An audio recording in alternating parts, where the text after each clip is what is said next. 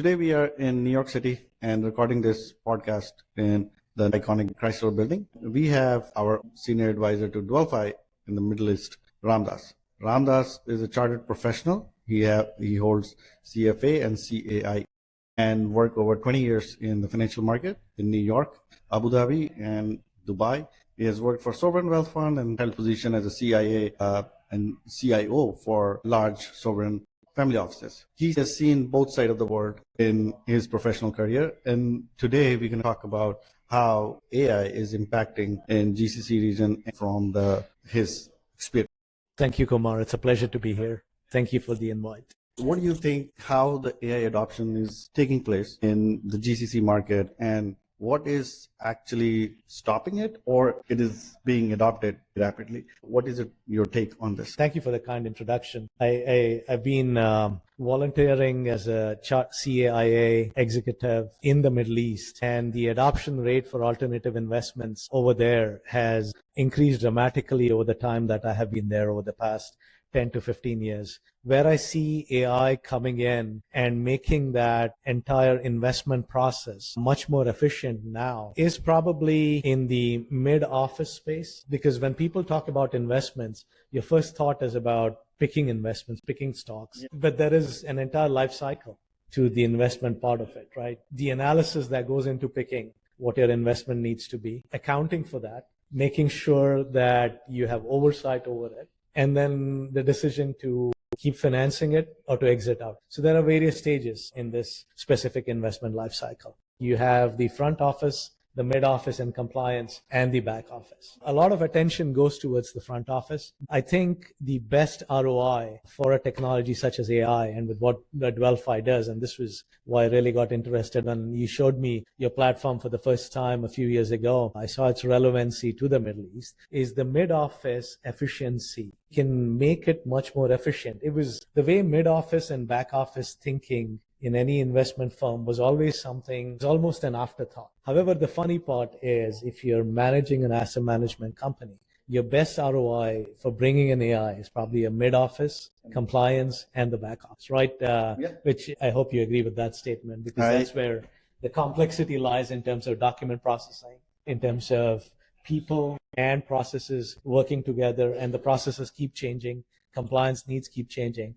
And that's something where AI brings in real benefit. No, thank you. You absolutely echoed the same thing which we discuss and talk and work on every day, that one of the biggest bottleneck is in the back office and the middle office, because that's the operational heavy work. And that's the place where you can see the real ROI if you deploy the right AI in the right format. Agree. Thanks. And to answer the second part of your question, a slew of factors that's probably holding, as with any new technology, there is a regulatory framework. AI being such a wide-reaching technology, I think it makes sense for asset managers that are bound by stringent regulations to take their time and understand how AI needs to be brought into the system. There's also the whole thesis behind AI that it's a probabilistic system. It's not deterministic. Whereas when it comes to the financial world, you cannot have hallucinations. You cannot have 98 probability accuracy. You need 100% accuracy, right?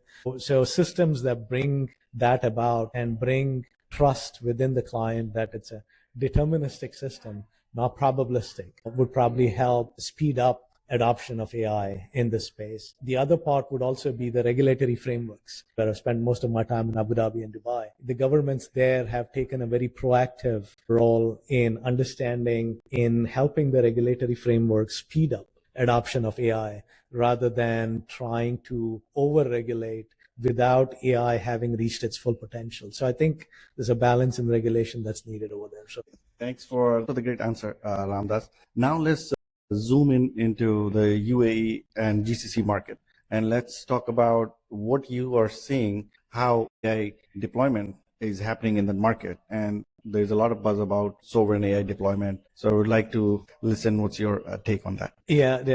I would say that when you talk about the UAE or the GCC broadly, it is a deliberate AI economy. And what I mean by that is at the highest levels of government, there has been a complete study of the concept of how AI can help the region develop. The region is moving away from an oil-based economy to other parts, investments and finance being a key growth sector. And obviously, as is happening over here in New York, the governing bodies over there have realized that AI is going to play a large role in speeding up the growth, making financial services more efficient, more productive, as well as having the ability to deliver better services to its end clients. And these days, financial services is a global game. New York used to be, and still is, probably a large player, if not the top player, then the top three. And countries in the GCC are looking at AI to make those regions as well come into this top decile of global financial hubs using AI. One thing I think that the country has done, a couple of things. Number one, the regulatory framework. Second is implementing sovereign AI constraints for companies that operate in that region, be it institutions, be it sovereign institutions, sovereign funds, local financial, regional financial institutions, and even family offices. And they've all followed the concept of having sovereign data, sovereign AI implemented. Now, what that means in practice is they want data to be resident locally, where there is control. So DwellFi, you may want to chime in here, has an air gap solution, for example, right? And you've implemented it at large financial institutions here down the road. So very similarly, I can see sovereign institutions to family offices. So I think a mix of this is what makes the GCC implementation or the approach to AI kind of different. One thing which we have experienced in the GCC market about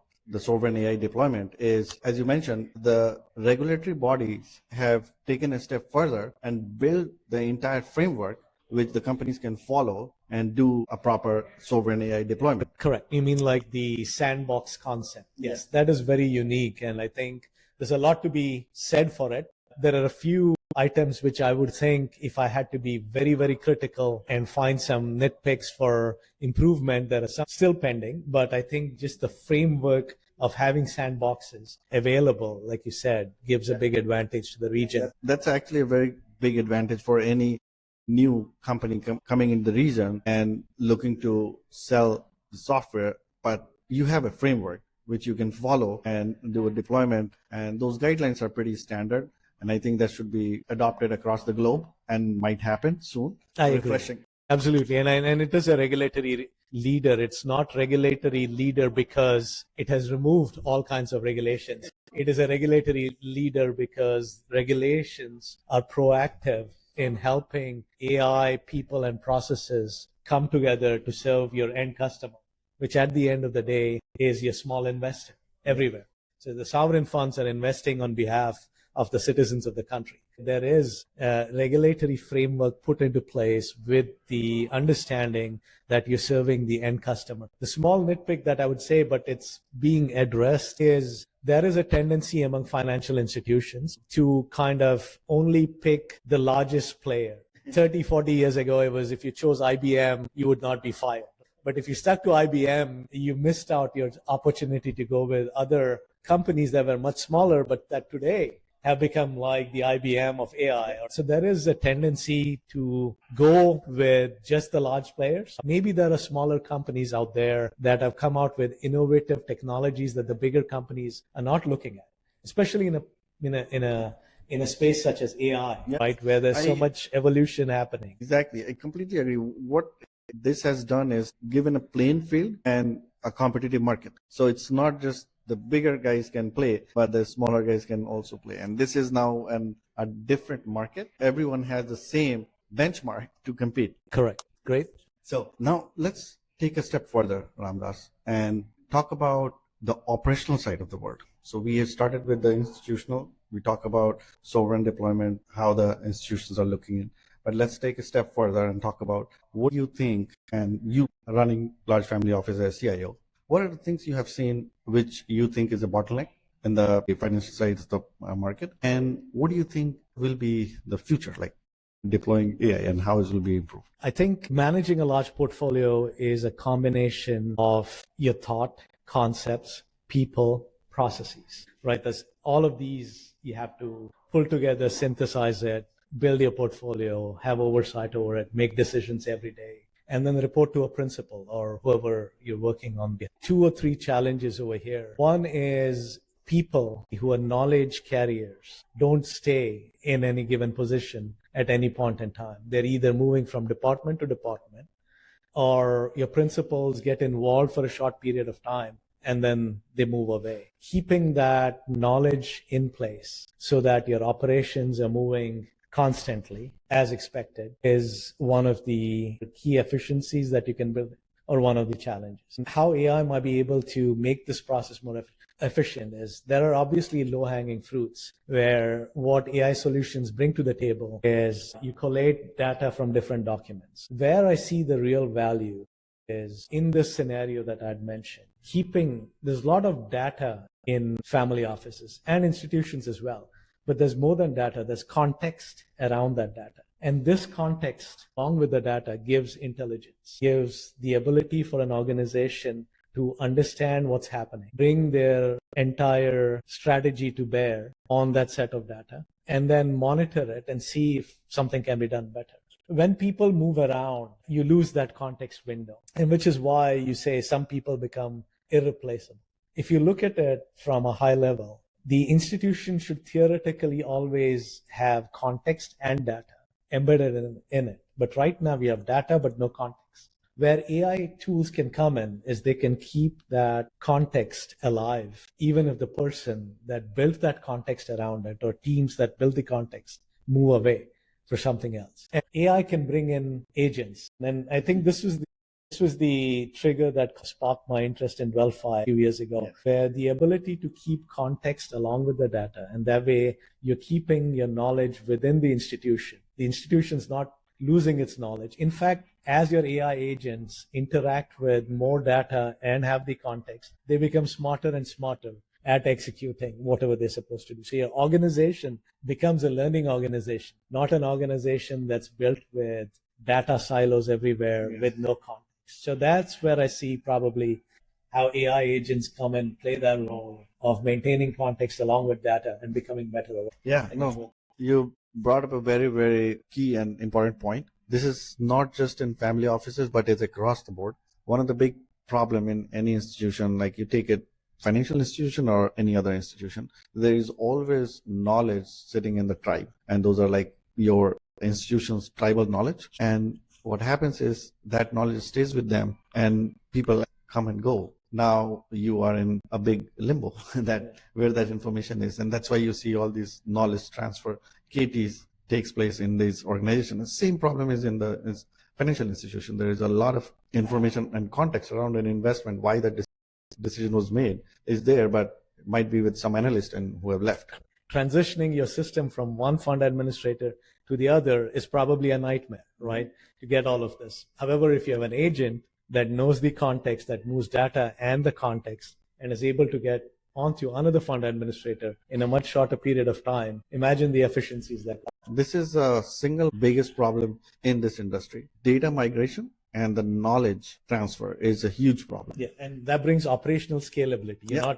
You don't have to add more people. The knowledge remains in there. Fewer people can do more things by leveraging the knowledge. And you basically are building an institutional memory for your own organization. And that's what we do as DwellFi. The operating system for your organization, because it sits on top of all your organizational data and it collects all the context, because your people are interacting with the DwellFi agents and those agents are capturing all the context, and it keeps that context with that. And then they use institutional data to answer or do processes or any kind of operations. But that information stays with that agent. People can come and go, but it's the information will always remain. And that is the biggest problem I would say we have seen. And this is going to happen. A lot of people will deploy these kind of solutions and it will be deployed across every organization. I mean, there are various manifestations of this small problem, but this is the key problem and the key value add. Thank you so much today for being here, and we got an opportunity to pick your brain and talk about all these interesting. Likewise, it was great seeing you in New York, and hopefully we meet soon back in the GCC, back in UAE. Yes. Absolutely. Thanks again, Kumar. Thank you.